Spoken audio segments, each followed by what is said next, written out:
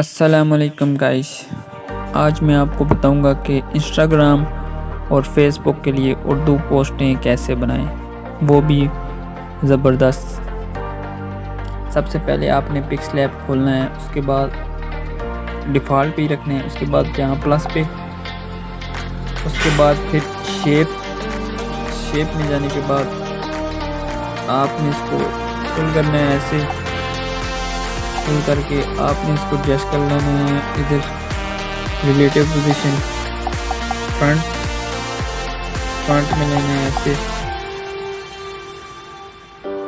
اس کے بعد آپ نے یہاں جانا ہے، یہاں پر جا کے آپ نے شیڈو دینے، شیڈو فل کر دینے۔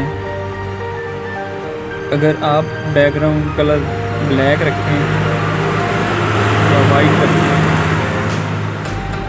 تو رکھ سکتے ہیں ایسے، اس طرح۔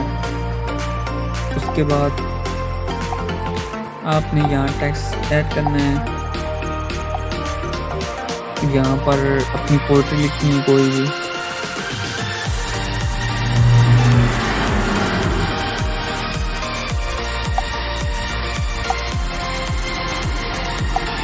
یہاں پر آپ نے فنٹ جو آپ کی مرضی کا ہو، یہ آپ کو مل جائیں گے فنٹ گوگل سے، کوئی بھی فنٹ کے بہت سارے فنٹس ہیں، جو فنٹ آپ رکھنا چاہیں، مزے کے فنٹ یہ ہیں۔ ایسے آپ پوٹری بھی لکھ سکتے ہیں۔